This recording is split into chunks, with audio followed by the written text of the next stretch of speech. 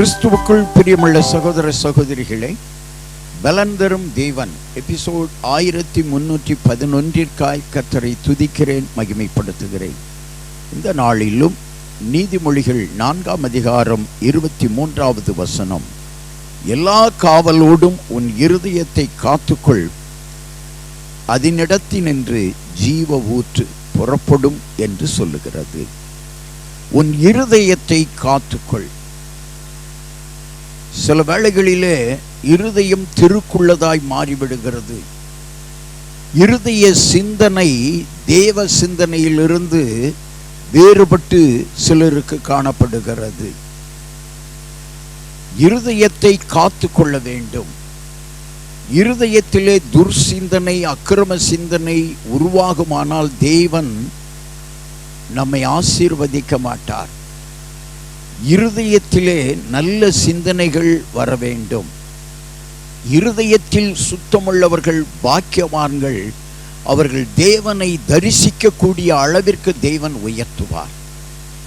இந்த செய்தியை கேட்டுக்கொண்டிருக்கிற என் அன்பு சகோதரனே, சகோதரியே, பொல்லாத சிந்தனை உன் இருதயத்தில் இருந்து புறப்படக்கூடாது.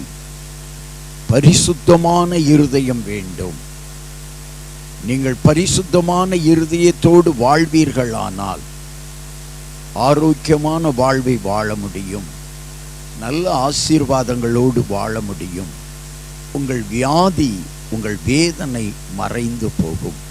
கண்களை மூடி ஜெபிக்கலாம். எங்களை நேசிக்கிற நல்ல தகப்பனே, இருதயத்திலே சுத்தமுள்ள பிள்ளைகளாய் வாழ்கிறவர்கள் பாக்கியவான்கள் என்று சொன்னீரே.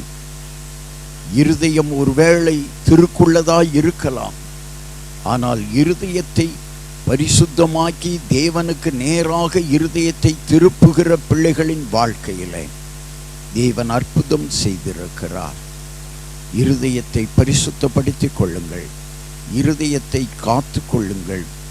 இருதயம் துன்மார்க்கமாய் போய்விடாதபடி, துன்மார்க்க சிந்தனை உருவாகாதபடி இருதயத்தை காத்து கொள்ளுங்கள். தேவன் உங்களை உயர்த்துவார், உங்களை ஆசீர்வதிப்பார். இருதயத்தில் சுத்தமுள்ளவர்கள் பாக்கியவான்கள். அவர்கள் தேவனை தரிசிக்கிற அனுபவத்தை பெறுவார்கள். இயேசுவின் நாமத்தில் ஜெபிக்கிறேன் பிதாவே, ஆமென்.